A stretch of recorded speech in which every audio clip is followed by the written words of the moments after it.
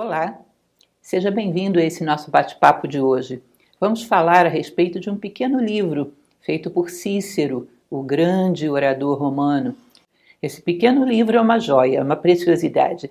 E nós vamos argumentar, vamos trazer basicamente tudo de fundamental que ele diz, para que a gente possa refletir sobre isso e chegar a uma nova visão, uma nova conclusão sobre aquilo que chamamos de terceira idade, ou idade avançada, ou envelhecimento, como prefiram chamar.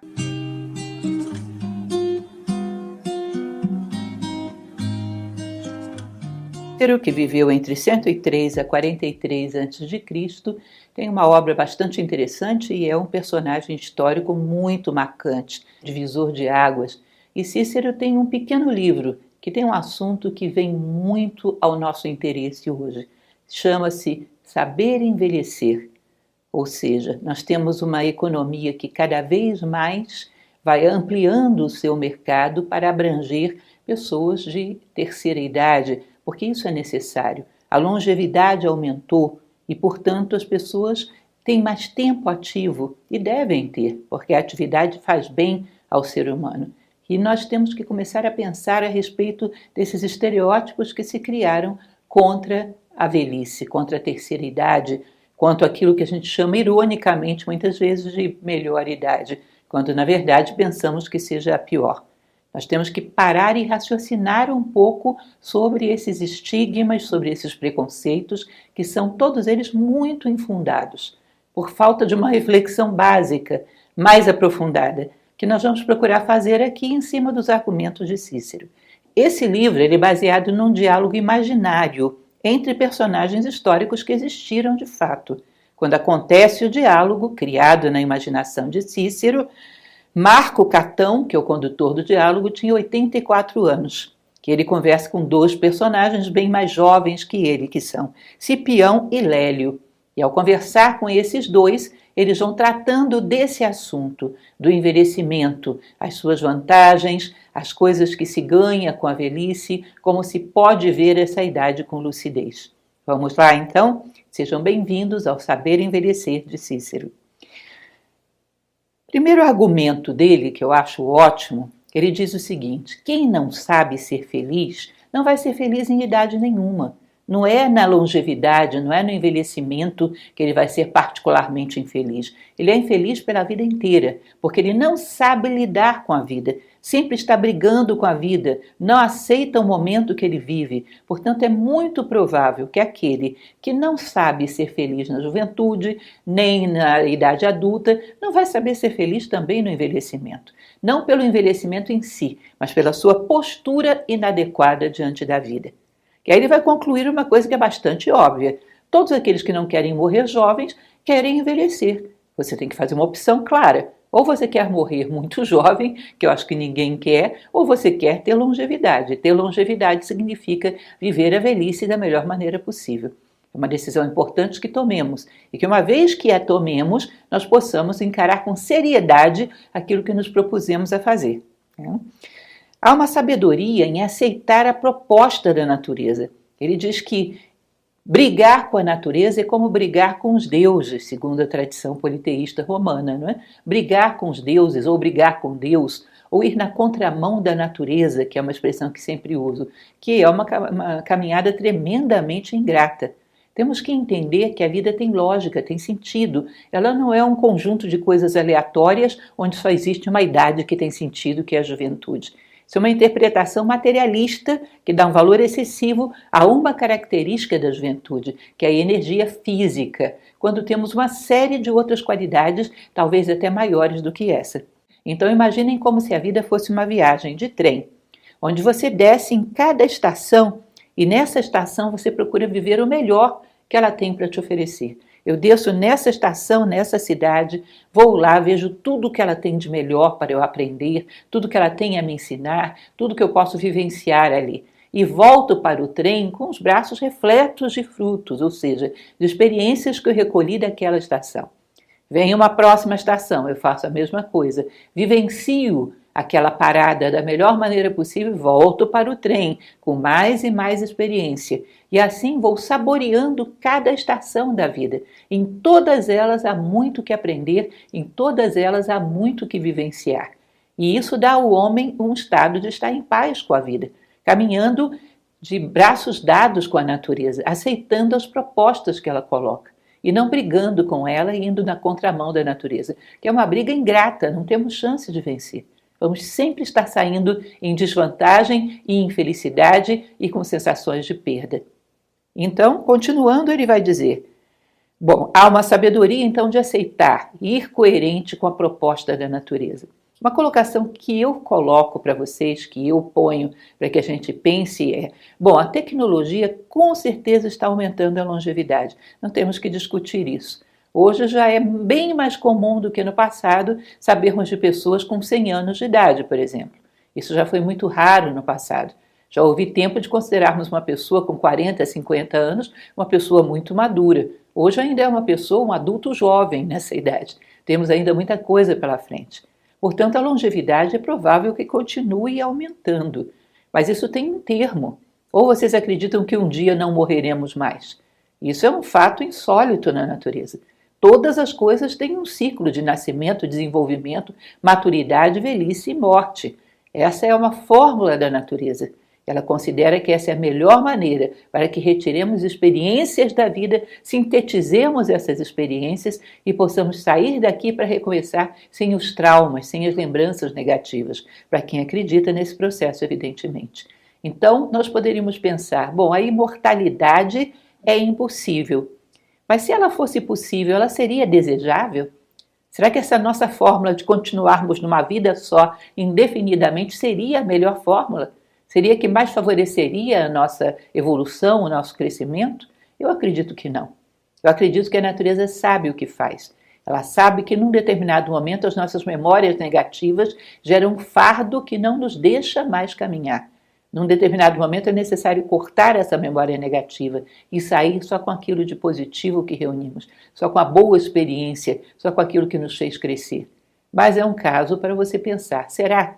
Será que não morrer jamais seria uma solução melhor do que aquela que a natureza propõe? Honestamente, não acredito nisso. Bem, continuando, ele vai dizer que as lamentações, um caráter lamurioso, se devem ao caráter de cada um e não ao envelhecimento. Então, há pessoas que são lamurientas pela vida fora, eternamente se queixando daquilo que não tem. Ou seja, às vezes na infância já começa isso. O garoto é incentivado pela sociedade a querer parecer um adolescente. E aí ele tenta forçar a barra de todo jeito, perde aquilo que é característico da infância para parecer um adolescente. Quando ele é um adolescente, ele já não quer mais ser adolescente, ele quer ser um jovem. Aí o jovem quer ter o sucesso financeiro, a projeção social que tem uma pessoa madura. Aí a pessoa madura começa a sentir saudade da juventude, o idoso mais ainda. Ou seja, nunca se está feliz com aquilo que se tem. E esse caráter lamurioso é característica de uma pessoa que não tem o caráter muito bem formado. Ele vai falar do que seria um idoso desejável, aquele idoso que todo mundo gosta de ter perto de si. Ele fala que um idoso inteligente, agradável e divertido suporta facilmente o envelhecimento. Que a pessoa é assim quando ela não perdeu a motivação para a vida. Entendem isso? Quem almeja os fins, almeja os meios. Ou seja, eu ainda tenho coisas para fazer. Eu quero somar para o mundo, eu quero fazer a diferença. O tempo que me for dado, enquanto eu respirar, eu quero estar fazendo diferença para o mundo. Eu tenho um sonho, eu tenho uma meta, eu tenho um propósito. Eu quero chegar lá, quero chegar o mais próximo possível. Então, enquanto eu estou vivo, eu estou entusiasmado com a vida, cheio de sonhos, cheio de motivação. Isso faz um idoso alegre, inteligente, agradável, uma pessoa que todos gostam de ter perto de si. Enquanto que aquele lamuriento, aquele resmungão, é o tipo da pessoa que ninguém quer ter por perto, ninguém suporta. E acaba vindo um dos piores males da velhice, que é a solidão, o isolamento. Ele vai dizer então que a rabugice, esse atributo tão desagradável, né, é insuportável em qualquer idade. E basta você parar para perceber, que você vai ver que tem gente rabugenta em qualquer idade. É uma característica exclusiva da velhice. Aí chega um determinado momento que Lélio chega para Catão e diz: olha, Catão, você está dizendo isso porque você é um idoso rico. Se você fosse pobre, você não consideraria dessa forma. Aí Catão diz: olha, com certeza os bens materiais ajudam bastante, mas também você tem que ver a coisa sob um outro ponto de vista. Imagina que você tenha um idoso inteligente, sábio e pobre, e por outro lado você tem um idoso rico, mas idiota. Qual dos dois seria mais desejável? Qual dos dois teria uma velhice mais aceitável, uma velhice mais agradável? Com certeza aquele que tem sabedoria, independente de ser rico ou pobre. Porque aquele que não tem nenhum tipo de sabedoria pode ter a riqueza que tiver, vão desejar a riqueza dele e não ele. Ele vai ser uma pessoa indesejável, vão desejar o que ele tem, ele não. Vão fazer o possível para interditá-lo quanto antes para se apossar daquilo que ele tem, porque ele não é interessante. O que é interessante são as suas posses. E nós vemos isso acontecendo de uma maneira muito triste em vários casos na sociedade. Então, a riqueza pode ser útil, mas não é suficiente para te dar um envelhecimento agradável. A sabedoria, sim. Essa faz toda a diferença. Continuando, ele vai dizer que a melhor arma para o envelhecimento sadio é a prática das virtudes. Com certeza, porque nós não devemos amadurecer apenas o nosso corpo. O corpo vai amadurecer, porque a biologia assim rege, assim manda. Não há como ir contra a lei da vida. Agora, já o amadurecimento da alma não é uma questão de biologia ou de tempo cronológico. É uma questão de tempo psicológico, moral, espiritual. É uma opção humana. Amadurecer na alma ou amadurecer apenas no corpo. E o amadurecimento da alma se dá exatamente pela prática das virtudes. Quando praticamos as virtudes, ou seja, somos justos, somos fraternos, somos bondosos, vamos adquirindo sabedoria sobre o coração da vida, porque todas as coisas se abrem quando são abordadas assim. Ao serem abordadas com bondade, com justiça, as coisas se abrem e mostram o seu coração. E aquele que conhece o coração de todas as coisas é um sábio. Portanto, as virtudes amadurecem a nossa alma e, ao mesmo tempo, jamais nos deixam. Você jamais será uma pessoa solitária. Está acompanhado da tua justiça, da tua fraternidade, da tua bondade, que são as melhores companhias que alguém pode ter. Então é muito importante assegurar-se de que o tempo está passando e deixando virtudes cada vez mais sólidas dentro de você. Porque no final das contas, a síntese da vida vai ser isso aí.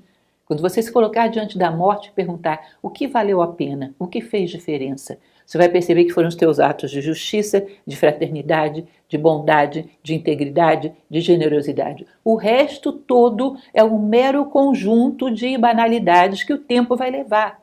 O quanto você foi amoroso, sábio, bom, isso vai fazer diferença. Isso vai estar contigo mesmo diante da morte. Isso nem a morte é capaz de tirar de você. Então, o que mais ajuda o envelhecimento? Práticas de virtudes. Consciência de ter vivido de forma útil é uma coisa mais do que prazerosa. Ele vai dizer que se existe uma coisa que dá paz de espírito e alegria para um idoso, é a consciência de que ele fez o seu melhor. Não uma vida perfeita, porque não somos perfeitos, mas que em cada passo do caminho fizemos o nosso melhor. Colocamos-nos inteiros naquele momento, corpo, mente e alma juntos ali, dando o nosso melhor para cada situação. Você olha para trás e diz: olha, ninguém pode cobrar de mim fazer mais do que eu fiz, porque em cada momento eu me entreguei inteiro àquele momento da vida e entreguei o melhor que eu tinha. Como diz aquela frase de Blavatsky que eu tanto gosto de citar: quem faz o seu melhor faz tudo o que se pode esperar dele. Então você olha para trás e se sente quites com céus e terra, se sente quites com a vida e com a morte. Como nós devemos fazer todos os dias, olhar para o nosso dia e nos sentirmos quites com a vida e dormir o sono dos justos, a morte nada mais é do que um sono dos justos um pouco mais ampliado. Mas ela também é encarada com a mesma paz de espírito quando você olha para trás e vê uma trajetória bem vivida. Ou seja, você se prepara para a morte durante a vida, pela maneira como você vive. O teu envelhecimento vai ser muito mais agradável, muito mais alegre, muito mais leve quando você se sente orgulhoso da trajetória que você deixou para trás. Orgulhoso no sentido de que não você fez coisas extraordinárias, mas você fez sempre o melhor de si em cada passo que você deu. A consciência de ter vivido, então, de forma útil e coerente é a sensação mais prazerosa que podemos ter. Tá? Aí ele vai colocar 4 razões para temermos a velhice. E é interessante porque ele vai analisar uma a uma e mostrar que, na verdade, essas razões são ficções. Nós não temos por que temer a velhice por causa dessas coisas. A primeira razão que ele vai colocar é: afasta-nos da vida ativa. Será? Será que necessariamente a velhice tem que nos afastar da vida ativa? Isso é o tipo da coisa que ela não deveria fazer. Não deveríamos nos permitir isso. E aí eu comento com vocês uma coisa que é importante a gente perceber. Uma vida ativa em negócios públicos ou privados vai fazer de você uma pessoa que tem uma experiência que ninguém mais tem. Porque o jovem vem atualizado com as últimas tecnologias. Cá entre nós, vamos ser maduros. Quando você considera uma empresa, um empreendimento que não deu certo, será que foram os fatores tecnológicos que foram o principal fator ou foram os fatores humanos? E, em geral, foram os fatores humanos. Essa empresa não tem coesão nas suas equipes, as equipes não sabem trabalhar em conjunto, não há uma unidade, todo mundo compete com todo mundo, há uma rivalidade tremenda onde não se pensa na empresa como um todo. Os fatores humanos são sempre preponderantes sobre o sucesso ou fracasso de qualquer empreendimento na vida. E os fatores humanos vêm da falta de conhecimento da natureza humana. E um jovem não tem como conhecer a natureza humana, não teve tempo hábil para isso. Quem conhece como lidar com o ser humano, como trabalhar de tal maneira que a conciliação seja possível, que a cooperação seja obtida, como facilitar a convivência, como evitar aquelas zonas mais pontiagudas que podem gerar atritos e rompimentos, quem conhece tecnologia humana é aquele que tem uma idade maior, é aquele mais idoso. Ele tem essa tecnologia, entre aspas, a tecnologia do humano, que é a mais importante e preciosa que existe e a que mais se carece no mercado. Nós temos cada vez mais tecnologia acerca de coisas, cada vez menos tecnologia acerca do ser humano. Portanto, o ser humano cada vez mais complicado, uma convivência cada vez mais difícil, enquanto que os meios que ele utiliza cada vez mais modernos. É claro que nisso você tem um choque, porque é uma tecnologia de ponta com um ser humano que está na outra ponta, inferior, cada vez mais precário na sua capacidade de se colocar no mundo de maneira harmoniosa. Essa tecnologia começa a ser valorizada no momento atual. Já se começa a discutir isso no meio empresarial. É aquilo que se chama da economia prateada. É aquela economia que engloba o idoso como uma coisa necessária, importante, que traz uma informação vital para dentro de uma empresa. Recordo-me que uma vez contaram uma história para mim acerca de 2 países que diziam o seguinte: um primeiro país quis fazer uma revolução tecnológica, industrial, quis desenvolver o seu setor secundário, ou seja, trabalhar sobre a questão das empresas para crescer com muita velocidade. O que ela fez? Aposentou todos os idosos e encheu de jovens a empresa, porque os jovens renovam, porque os jovens têm tecnologia. E aí o que aconteceu com o país número 2, que queria também implementar o seu parque industrial, queria crescer, mas não tinha experiência, não sabia como fazer. Foi lá e contratou todos os idosos que o país número 1 tinha dispensado. Colocou todos eles na administração das suas empresas, com toda a experiência que tinham, com toda a sabedoria que tinham, e disparou, e cresceu mais do que o país número 1. Porque isso é uma questão de bom senso, de lucidez. Aí você tem um acervo de informações que não pode ser dispensado. É como se um artista passasse a vida inteira construindo uma obra e quando ela fica mais perfeita, chegar perto de ser uma obra-prima, ele joga fora e começa uma coisa nova. Isso é no mínimo insensato. Nós temos numa pessoa mais idosa a experiência de como faz para dar certo humano junto com humanos, de como faz para dar certo vida humana. Isso não é conhecimento que se dispense, isso é cada vez mais necessário. A gente pode dizer com toda segurança que a virtude do futuro, e eu não digo só do ponto de vista filosófico, do ponto de vista econômico também, é o humanismo. É cada vez mais pensar no ser humano. É aquilo que a gente chama de autoridade humana, que já falei em outras palestras para vocês. Quem lidera tem que ter autoridade humana, ou seja, considerar que no final do processo as coisas foram bem, não só quando você tem bons produtos e bons serviços, mas quando todo mundo que participou do processo está bem, cresceu ao longo do processo, ou seja, você tem um resultado humano positivo. Cada vez mais a questão do humanismo é a rota de saída de uma humanidade que está destruindo a natureza, de uma humanidade que voltou a ter guerras irascíveis entre eles, de uma humanidade onde o homem cada vez mais explora o homem. A saída é o humanismo. E essa idade guarda muito desse segredo, dessa receita do humanismo, que pode compartilhar com a humanidade. Ela é fundamental. Lembro a vocês de um fato que já comentei também em uma das minhas palestras, de um fato que aconteceu num país africano, de um determinado médico africano, psiquiatra, que ele não tinha condições de conseguir que aquele país tivesse mais médicos psiquiatras, porque o país era muito pequeno. E havia muitos casos de crises graves, de depressão e tudo mais. O que ele fez? Ele reuniu todas as idosas daquele país, pessoas que a economia tinha colocado totalmente periféricas, à margem, inúteis, e ensinou para elas o básico de uma terapia cognitiva comportamental. E ensinou essas idosas, com a sua experiência de vida e com o básico dessa terapia, a fazer consultas com as pessoas deprimidas nas comunidades onde elas viviam. Isso foi um estouro, isso deu um sucesso tremendo. Por quê? Eram senhoras, chamadas mães do Zimbábue, eram senhoras que tinham muita experiência de vida, sabiam muita coisa, tinham muito para ensinar. E junto com algumas técnicas, elas puderam usar isso em proveito de toda a sociedade. Esse é um experimento que eu acho revolucionário quanto a esse assunto, porque mostra alguém que teve visão suficiente para ver o valor da experiência de um idoso e quanto isso pode ser utilizado a favor da sociedade. Ele vai falar uma coisa bastante interessante. Se nós formos olhar as grandes façanhas dentro da sociedade, dentro da história da humanidade, as grandes façanhas foram feitas por quem?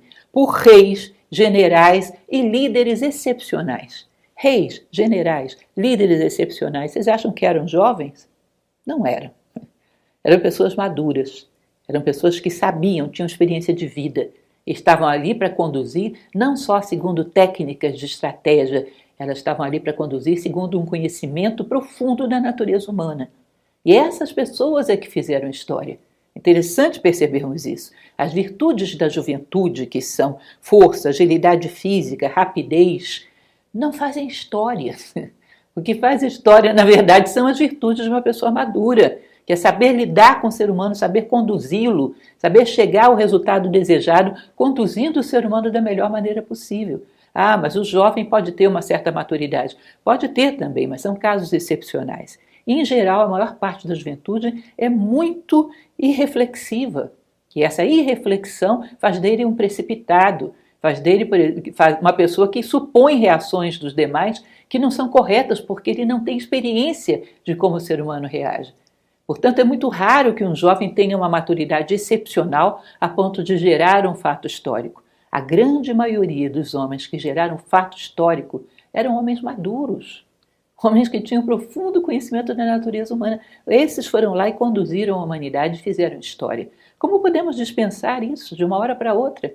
É como se não conhecêssemos história, como se não tivéssemos estudado a história da humanidade, para não saber o valor que essas pessoas têm. Uma outra coisa que eu coloco como uma observação minha dentro desse item da chamada economia prateada. Às vezes uma pessoa quer um empregado, um funcionário de 20 anos, porque ele tem 50 anos úteis pela frente, pelo menos. E não quer um funcionário de 70 anos, porque ele pode ter só 5 anos úteis pela frente.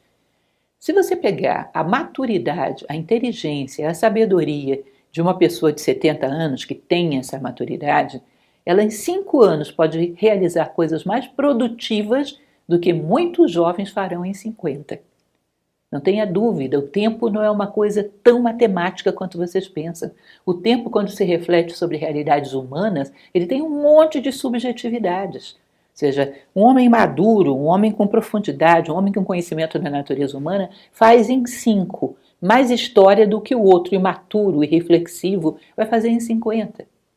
A menos que esse jovem amadureça demais, que nem sempre acontece. Então nós temos que tornar essa questão da visão do tempo algo mais subjetivo, mais adaptado à realidade do tempo humano, que é muito variável. Não se conta por continha matemática, tem toda uma profundidade a ser considerada aí. Ele vai comentar uma coisa que é bastante interessante a respeito de uma das instituições políticas mais antigas da humanidade, que é o Senado. Senado vem de quê? De senes, de senil, senil no sentido positivo, porque hoje senil é pejorativo. Né? Esses idosos, essas pessoas de idade mais avançada, eram patrimônio da sociedade, por exemplo, em Roma. Eram eles que traçavam os destinos da civilização, eram eles que traçavam os destinos daquela cultura, ou seja, eles eram os mais valorizados dentro de Roma. Que quando ameaçava haver invasão de bárbaros, a primeira coisa que se protegia eram eles. O Senado nasceu de quê? De determinados grupos, comunidades, onde cada família tinha o seu pater familias, que era o mais idoso, que conduzia aquele grupo familiar. Num determinado momento, essa comunidade reúne todos esses pater familias e forma um conselho dos mais idosos, que é o Senado, que começa a dirigir a sociedade, que era considerada a preciosidade de uma cidade. E hoje já não consideramos dessa maneira. Há que repensar se os nossos valores mudaram para melhor ou para pior. Eu particularmente considero que pioramos bastante na compreensão do ser humano. Ele vai falar sobre a questão da perda da memória, que também é uma coisa que muitas vezes se alude. Não, mas com a idade avançada perdemos a memória, ficamos menos lúcidos. Não é verdade. Existe uma tendência no nosso corpo de que tudo aquilo que é exercitado fica bem. Se o nosso corpo é exercitado fisicamente, ele fica bem. Se a nossa mente é exercitada, ela fica bem até a idade mais longeva que for. Depende de como você exercita uma vida de muita sabedoria, uma vida de muito aprendizado, uma vida de muita reflexão, leva o homem à lucidez até os seus últimos momentos. Aí ele vai citar nomes de um momento histórico onde não havia os recursos da medicina que a gente tem hoje, que permitem a longevidade, de homens que tiveram muita sabedoria e chegaram à idade avançada, começando pelo grande Platão, que chegou aos 80 anos de idade, que era muita coisa para a época em que ele vivia. Homero, que não se sabe dizer exatamente qual idade ele chegou, mas que se retrata de que ele morreu bastante idoso também. Quem mais? Pitágoras chegou a 75 anos, que era muito para o tempo dele. Né? Sófocles, o grande dramaturgo, chegou a 90 anos de idade. Todos eles muito lúcidos e trabalhando e produzindo. Né? Disse que, num determinado momento, os parentes de Sófocles tentaram interditá-lo para poder tomar posse dos seus bens. E ele foi e apresentou o último drama que ele tinha escrito e mostrou para os seus juízes a lucidez de uma pessoa que escreve uma coisa como aquela. E com isso ele ganha a causa, porque era extremamente sábio, sabia o que estava fazendo, tinha uma profundidade no que produzia, com uma longevidade de 90 anos. Ou seja, todo aquele que exercita bem a mente, os dons do espírito, a reflexão, esse é um homem que tem tudo para chegar lúcido, seja lá qual for a idade que ele viva. Ou seja, tudo é uma questão do quanto e como se usa, tanto o corpo quanto a alma. Os idosos são sempre agradáveis aos jovens que lhes passam experiências e ensinamentos morais vividos. Essa colocação de Cícero ele tem toda a razão. Pense numa coisa que irrita um jovem, lição de moral. Por que irrita? Porque lição de moral é um conjunto de códigos que a pessoa que está te oferecendo não viveu. Portanto, tem muito de hipocrisia, tem muito de incoerência. Não dá autoridade àquilo que está sendo dito. Agora, quando um idoso tem ensinamentos morais, que ele é um depoimento de como aquilo deu certo, você chega diante de um idoso que tem um domínio profundo da vida, que tem um conhecimento aprofundado, e ele diz, eu cheguei aqui através de tais e tais e tais práticas. Ele tem uma autoridade naquilo que ele está dizendo que é encantadora para os jovens. Nós sabemos que a psique do jovem ela é muito propensa a querer heróis, querer referenciais grandiosos. Ele procura por isso, ele precisa disso. Quando ele vê um idoso que lhe inspira admiração, respeito, é claro que ele vai estar atento a todos os ensinamentos que esse idoso é capaz de passar, e inclusive e principalmente ensinamentos morais. Essa é a forma mais sadia, aprofundada e eficaz de se passar ensinamentos morais para os jovens. Portanto, o jovem quer sim a companhia dos idosos, quando eles têm alguma coisa mais profunda para lhe oferecer. É mentira isso de que os jovens evitam os idosos. Evitam quando eles já não têm mais nada para oferecer. Quando ficaram ali muito superficiais, simplesmente sonhando com uma juventude perdida. Aí não dá. Mas quando eles têm muita sabedoria, eles são altamente desejáveis. Em torno de Sócrates, toda a juventude se reunia. Em torno de Platão também. Sempre foi assim.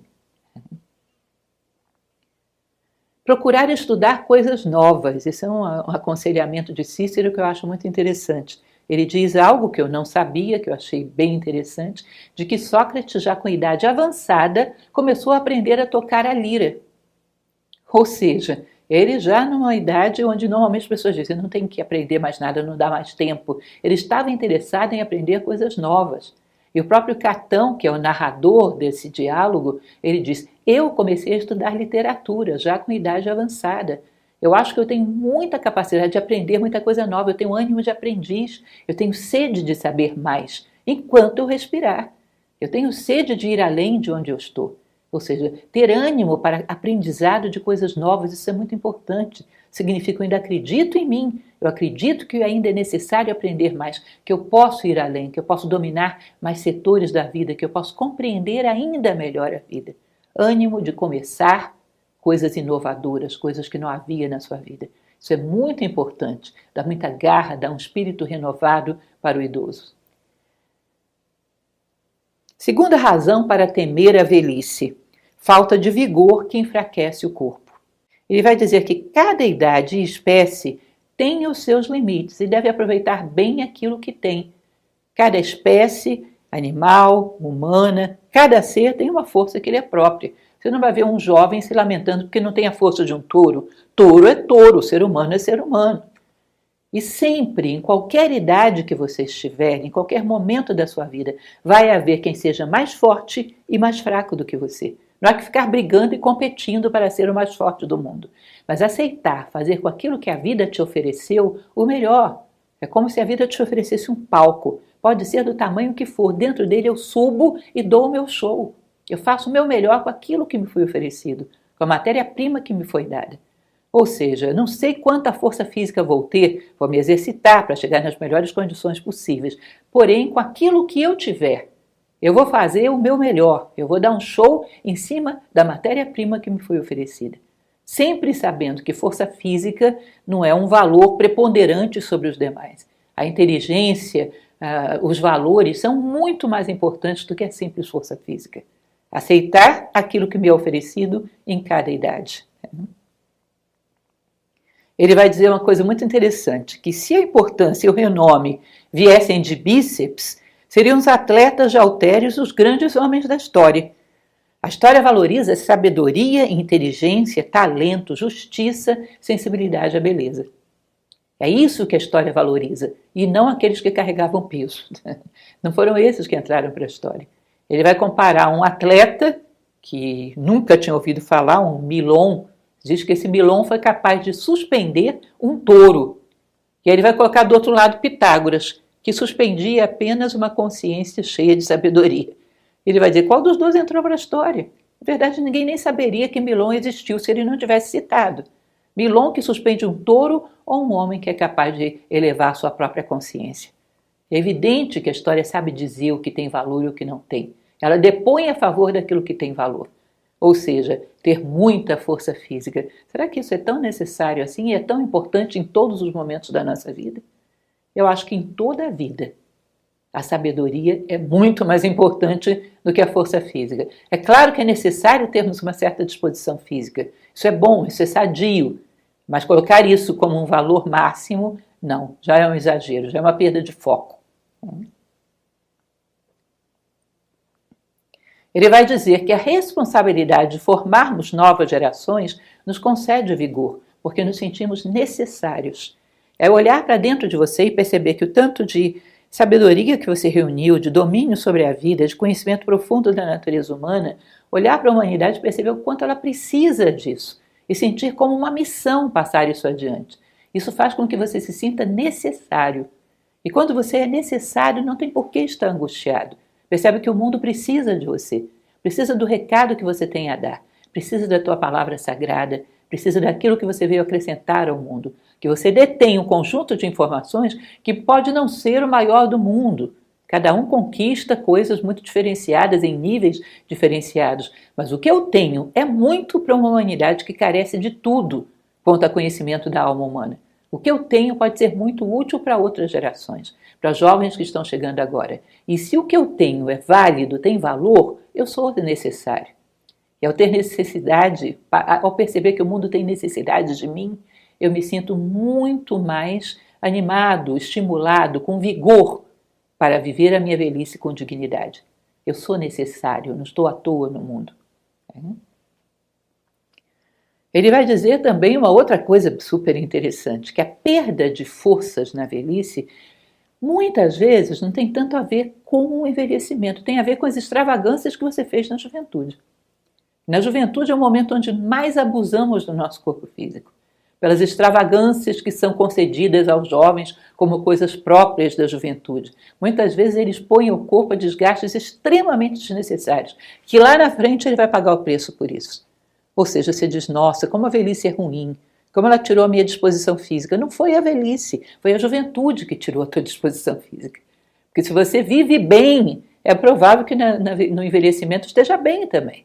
Um corpo que foi bem tratado, portanto está preparado mesmo para o processo da idade, para viver da melhor maneira possível. Portanto, não culpemos a velhice por aquilo que não é próprio dela. Ele vai contar um fato histórico que é muito interessante. Na batalha, na velha guerra de Troia, né? A Ilíada de Homero, a guerra de Troia, Agamenon, que conduzia a guerra, preferiria ter 10 Nestor ao seu lado, que era um idoso muito sábio, do que 10 Ajax, que era um jovem muito forte. Para ele era muito mais necessário ter um Nestor perto de si, que era um idoso sábio, profundo conhecedor da natureza humana e que dava a ele uma visão de como o inimigo poderia reagir, do que poderia vir a acontecer, tinha uma capacidade de previsão de acontecimentos. Por quê?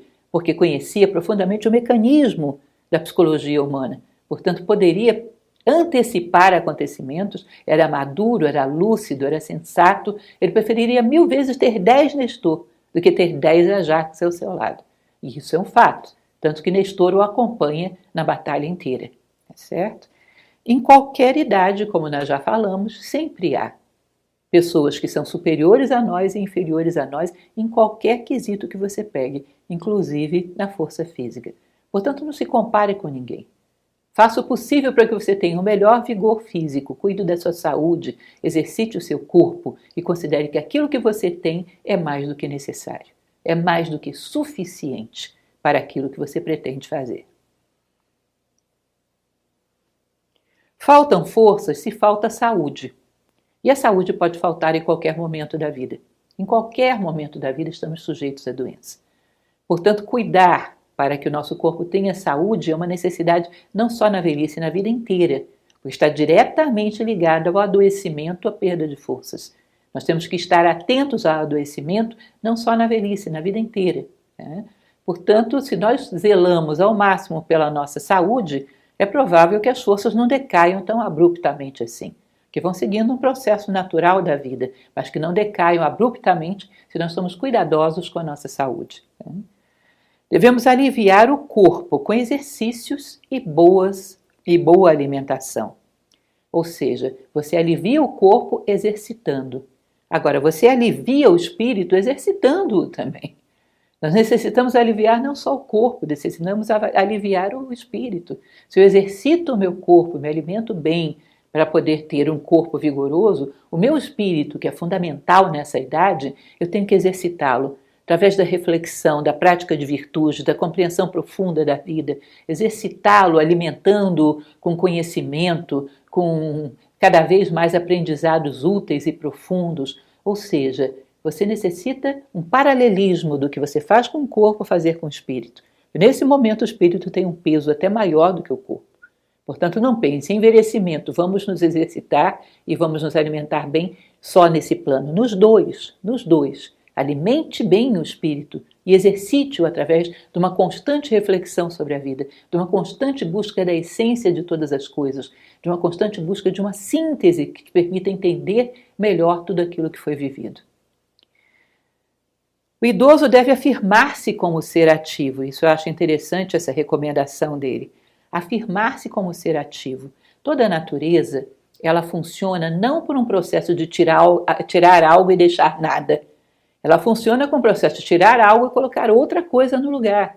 Então, na infância, ela tira um determinado nível de maturidade, coloca outras necessidades do adolescente, outros interesses, e assim sucessivamente. Ela vai substituindo, ela não tira uma coisa e deixa zero no lugar. Ela está sempre substituindo. E nós muitas vezes cometemos esse erro. Temos uma vida profissional, digamos, 30, 40 anos. Tiramos essa vida profissional e deixamos o que no lugar? Nada, coisa nenhuma. E isso é péssimo. Porque isso nos faz cair num vazio, numa angústia, muitas vezes num sentimento de inutilidade, que é terrivelmente prejudicial. Não é à toa que há uma estatística de crises sempre 2 a 3 anos depois da aposentadoria. Crises de todos os tipos, às vezes até de saúde física. Por quê? A pessoa de repente quebra um ritmo e cai em outro que não lhe oferece nada. Saiba substituir as coisas. Ou seja, aqui eu tinha um trabalho pela remuneração do corpo, aqui eu posso ter um trabalho pela remuneração da alma, como por exemplo um voluntariado. Hoje, os médicos recomendam voluntariado como cura de várias doenças, que vem de um abatimento, de um sentimento de inutilidade. Você começa a se sentir útil e produtivo para algo maior do que você fazia antes, para alimentar algo maior, não apenas o corpo, mas também a alma. Ou seja, substitua a tua atividade, não pare. Manter-se ativo, ser um referencial de atividade é fundamental para 2 coisas que ele vai enumerar: conservar seu poder sobre si mesmo e conservar a sua ascendência sobre os familiares. Ainda que seja uma coisa muito simples, uma idosa que sozinha dentro da casa dela faz as coisas, cuida da horta, tira as suas verduras, distribui verduras para a família inteira, está ali sempre fazendo o seu trabalho, ela é admirável por toda a família. Ninguém vai pensar, não, vamos interditá-la porque ela não tem condições de velar pela própria vida. Todo mundo vai respeitá-la. Você conserva o poder sobre si mesmo e a ascendência sobre a família quando você se mantém ativo. Uma das piores coisas que existem é quando, caídos numa inatividade total, numa depressão, começamos a ser considerados inaptos pela família para gerir a nossa própria vida. E começam a tirar de nós a decisão sobre a nossa vida. Isso é uma das piores coisas que acontecem. Por quê? Porque nos colocamos numa situação de inatividade, que é péssima do ponto de vista psicológico. Temos que nos manter ativos e necessários. Isso garante a nossa lucidez e garante o respeito das pessoas sobre nós. Somos pessoas que ainda estamos trabalhando, estamos gerindo a nossa vida, ainda estamos sendo úteis para o mundo. Não estamos parados. Isso é um detalhe importante a refletir. Deve-se exercitar memória. Todos os dias procurar lembrar à noite tudo o que você fez durante o dia, com a maior quantidade de detalhes possível. Porque a memória é também como qualquer outra musculatura, tem que ser exercitada. Eu acordei de manhã, pensei tal coisa, levantei, fiz as minhas preces, seja lá o que for que eu tenho o hábito de fazer, levantei, fiz tal trabalho, tomei o café da manhã, fiz tal coisa, o dia inteiro. Saber contar em detalhes o seu dia de hoje. Significa, sabe o quê? Que você estava presente de corpo e mente juntos em tudo aquilo que você estava fazendo. Estava atento, estava presente. E isso é fundamental para exercitar a memória. Ao repassar todo dia, você também a exercita. Ou seja, a memória tem que se manter sempre em atividade, mantê-la sempre estimulada, para que ela funcione sempre bem. Se nós começamos a esquecer coisas, vamos sendo tolerantes com isso, vamos sendo permissivos com isso, a tendência é que esse processo aumente. Cobre cada vez mais a sua memória. Memorize textos, repasse. Tá? Repasse tudo o que você fez durante o dia. No final do ano, dê uma repassada em tudo que você fez durante o ano. Cobre da sua memória a atividade. Puxe dela, faça demandas para que ela possa se manter ativa. Isso é fundamental. Tudo que se mantém ativo não perde a sua vitalidade. Procurar estudar e trabalhar sempre, ou seja, manter o ânimo de aprendiz. Não achar que já sabe o suficiente. Ter sempre essa curiosidade viva, que é um referencial, inclusive, para os jovens. Querer aprender, querer crescer, querer expandir. Nós chegamos hoje a um nível de comodismo que, às vezes, o jovem já não está querendo aprender mais nada. Acha que sabe o suficiente, que não precisa mais nada. Isso é o fim. Isso é uma decadência total da natureza humana. Manter esse ânimo de aprendiz, querer sempre estudar, querer sempre trabalhar, querer sempre aportar alguma coisa ao mundo. Manter o seu espírito de missão, o seu ideal, o seu sonho.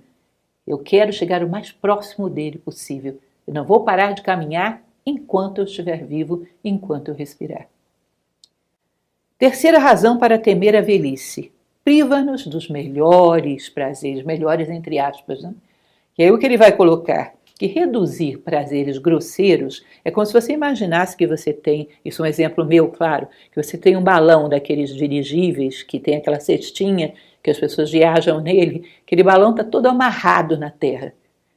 É evidente que ele não vai alcançar grandes elevações. À medida que você vai cortando essas amarras que o prendem à terra, ele se eleva. Essas amarras que nos prendem à terra, que nos tornam pesados, são exatamente essas necessidades sensoriais mais grosseiras, esses prazeres mais grosseiros que nos tornamos dependentes, nos tornamos escravos dele. À medida que vamos cortando essas amarras, nossa consciência vai se elevando. E quando a nossa consciência se eleva, temos mais sabedoria, temos uma visão mais ampla e profunda da vida. Portanto, abrir mão desses prazeres é um alívio e não um prejuízo. Significa, em qualquer idade isso é desejável. Significa um maior autocontrole, significa que você abriu mão do menor para o maior, que a elevação da consciência também traz prazeres, muito maiores. O prazer profundo de conhecer o sentido da vida mais profundamente, o prazer profundo de saber reconhecer a justiça, a beleza, saber admirá-las, extrair o melhor delas. Ou seja, o crescimento traz os melhores prazeres. Você substituiu o menor pelo maior, não deixou de ter prazeres. A idade nos poupa de situações deploráveis, paixões cegas, devassidão. Isso é um fato. Éramos escravos muitas vezes. Muitas vezes vemos os jovens sendo jogados para lá e para cá por essas forças, feito um trapo, feito um marionete. Bom, me livrei disso, que maravilha. Agora eu tenho muito mais autonomia, tenho muito mais controle sobre mim. No início da República, Platão fala exatamente isso, um ancião chamado Céfalo, dizendo: ainda bem que eu me livrei daqueles tiranos. Hoje eu estou livre, não sou mais tiranizado por aquelas paixões que não me davam liberdade para direcionar a minha vida. Ou seja, a idade nos livra disso, nos dá mais liberdade. Né? Ganha-se domínio sobre os excessos, o que é difícil em outras idades. Necessário tentar sempre, mas muito mais fácil à medida que vamos ficando mais maduros.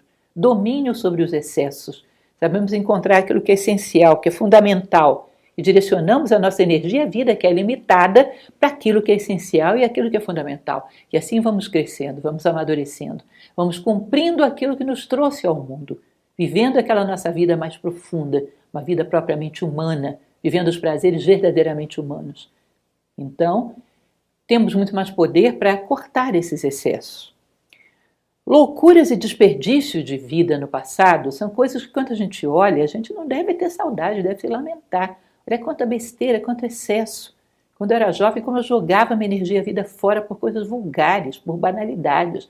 Olha quanto tempo de vida foi dedicado a coisas que não tinham valor nenhum. Ou seja, essas loucuras, esses excessos, não devem ser objeto de saudade, e sim de lástima. Por que eu teria saudade de alguma coisa que só me roubou vida? Ou seja, não se sofre por ser privado daquilo que não deixa saudades. Todos os desperdícios da juventude, toda a insensatez da juventude não é objeto de saudades, portanto não devemos lastimá-las. Muito melhor quando às vezes nos perguntam: você gostaria de ter 20 anos novamente? Quando você para e pensa, a visão que eu tenho de mundo hoje, a consciência que tenho, a valorização do próximo, a valorização da vida, o nível de bondade que eu fui capaz de canalizar, o nível de domínio sobre mim mesmo, eu não troco pela vitalidade de 20 anos de jeito nenhum. Eu não troco. A imaturidade que eu tinha lá e o quanto me fez sofrer, o quanto me levou a desperdícios, a insensatez, não troco de forma alguma. O que eu tenho hoje é um tesouro. A gente tem que saber visualizar isso e saber valorizar. Livres da volúpia, da ambição, das rivalidades, das paixões e dos gozos fúteis, com energia e tempo para prazeres maiores. Nenhum prazer é superior aos prazeres do espírito. O prazer do espírito é o prazer de poder trazer o bem ao mundo, prazer de trazer a justiça, o amor, a verdade ao mundo. Não há prazer maior do que esse. Sentir que o mundo se tornou um pouco maior através de você. As pessoas foram beneficiadas porque você existiu.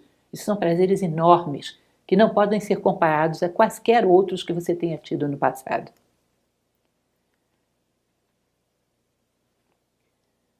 Autoridade natural e respeitabilidade são o coroamento de uma vida digna. Preparamos velhice ao longo da vida. ou seja, autoridade natural e respeitabilidade. Você vai construindo isso desde o início. Uma autoridade natural significa aquilo que eu me proponho a fazer, eu me responsabilizo, faço da melhor maneira possível, aprendo com o processo, da próxima vez será melhor, corrijo os meus erros, estou sempre me aperfeiçoando. Isso me torna uma autoridade e uma pessoa respeitável. Isso vai sendo construído ao longo da vida. Portanto, é importante que a gente saiba que desde a mais tenra idade já estamos nos preparando para envelhecer. E isso é um patrimônio da velhice. Ou seja, eu fiz da minha vida algo respeitável, algo admirável e agora tenho alguma coisa a oferecer ao mundo. Desde cedo começamos a aprender a envelhecer. Bom caráter é como vinho, não azeda com a idade. Ou seja, uma pessoa que tem um bom caráter na juventude, na idade adulta, é evidente que vai depurar esse bom caráter, como o bom vinho quando envelhece. Envelhece bem, ele depura o seu sabor. É verdade que quando a gente envelhece, todas as características que temos na juventude tendem a se acentuar, tanto vícios quanto virtudes. Ou seja, se a gente não cura os nossos vícios mais pontiagudos lá pela juventude, lá pela idade adulta, na velhice eles vão ser um inferno, porque se intensificam. E as nossas virtudes também. O bom caráter se depura que se torna um vinho raro. A bondade se depura que se torna uma coisa bela de se ver. Ou seja, é importante que a gente cure os nossos males o quanto antes, para que as qualidades possam se depurar e ser nossas companheiras na velhice. O bom caráter só se depura com o tempo, como o bom vinho. Quarta razão para temer a velhice: temer a morte. Os jovens arriscam muito mais a vida do que os idosos, não resta dúvida. Se nós virmos hoje em dia, ainda vivemos exatamente isso. Jovens querem provar coragem, às vezes com coisas absolutamente sem sentido, velocidade excessiva, esportes radicais, coisas que às vezes excedem o risco, digamos assim, sensato. Colocam a sua vida muito mais em risco do que uma pessoa de idade mais avançada. E a morte pode vir a qualquer momento. Morte não é uma coisa exclusiva daquele que envelhece. A qualquer momento ela pode surgir na nossa vida. Se existe alguém que arrisca a sua vida desnecessariamente, é muito mais o jovem do que o idoso. Em nenhuma idade estamos a salvo da morte. Como falamos lá no início, não querer envelhecer é querer morrer. Temos que decidir o que queremos. Não quero ser um idoso. Tá, então morte, meu caro. É isso que você quer? Não. Então leve a sério o envelhecimento. Trate-o com todo carinho e dê a essa idade o valor que ela tem, que é a obra-prima da vida, é o ouro da vida, é onde você depurou ao máximo as suas qualidades. Como se nós jogássemos fora o vinho quando ele se tornou o melhor, de melhor sabor, aquele da safra mais antiga, a gente vai lá e joga fora. É mais ou menos isso que fazemos quando negligenciamos a idade avançada. Tempo depura e concentra a vida em virtudes e ações bem conduzidas. Como já falamos, o tempo depura. Aquilo que você tem se acentua. Podem olhar os idosos que vocês conhecem, se não curarem os seus defeitos, eles se tornam mais intensos. E as suas virtudes também se tornam mais intensas. Ou seja, o tempo depura tanto as nossas virtudes quanto as nossas ações.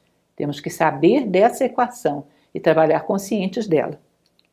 O medo da morte vem, em grande parte, porque não saciamos as paixões. Ou seja, o medo da morte é medo da perda de alguma coisa a qual ainda estamos apegados. O quê? Quero saborear isso, aquilo outro que só a vida física me dá. A partir do momento que eu transmutei essas necessidades em necessidades maiores, que são as necessidades do espírito, eu sei que essas necessidades do espírito vão comigo para onde eu estiver.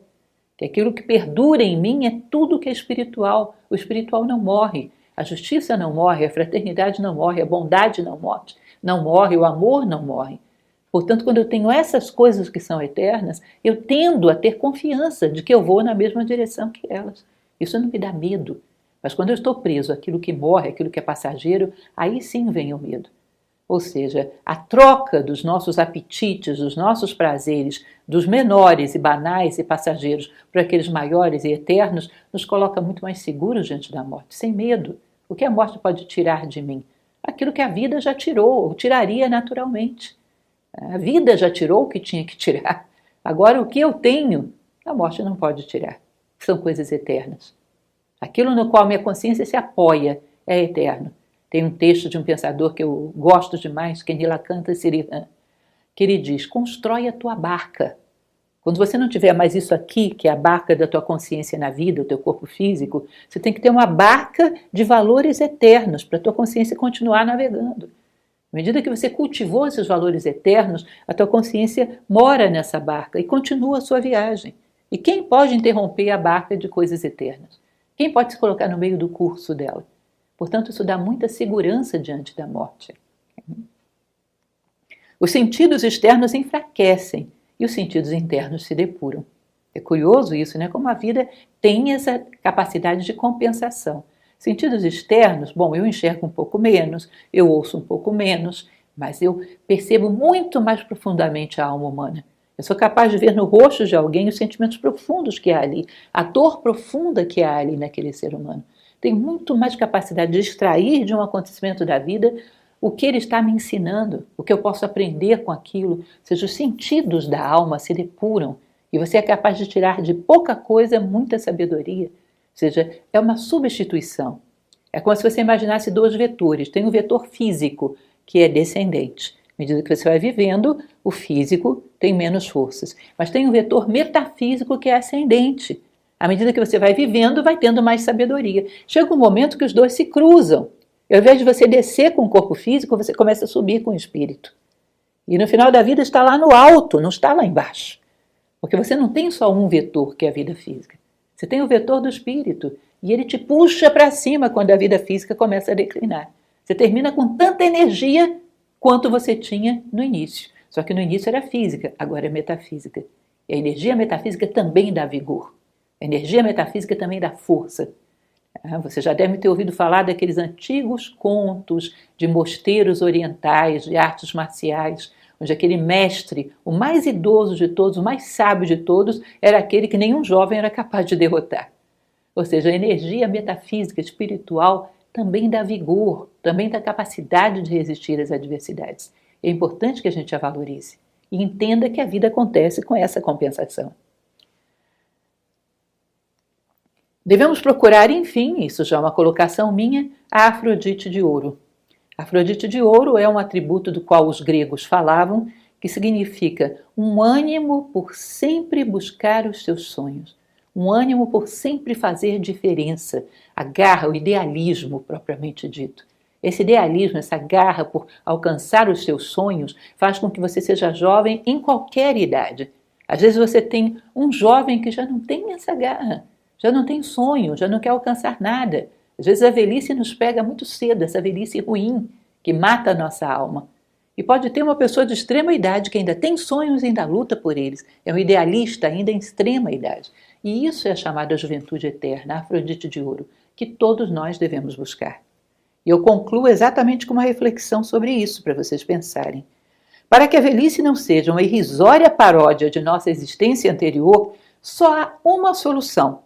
É continuar a perseguir fins que deem um sentido maior à nossa vida. É uma frase de Simone de Beauvoir. Continuar procurando fins que deem um sentido maior à nossa vida. E por fim, o idealismo. Ilumina todas as idades. E com mais força, quando vemos mais perto o ideal. Ou seja, nessa idade avançada. Bom, espero que essa reflexão seja boa para vocês e dê uma sacudida nesses estereótipos, nessa visão preconceituosa em relação às pessoas mais longevas e dê o valor que essa idade tem. Que é importante não jogarmos fora a obra-prima da nossa vida. É importante não jogarmos fora o vinho quando ele está no seu máximo sabor. Reflitam sobre isso e revejam essas posições. Isso é necessário para a sociedade, para esse futuro humanista que nós devemos buscar, porque o planeta precisa disso, a humanidade precisa disso. É importante para nós mesmos, para que saibamos viver melhor todas as fases que a vida nos destina. Boa reflexão para você. Um grande abraço.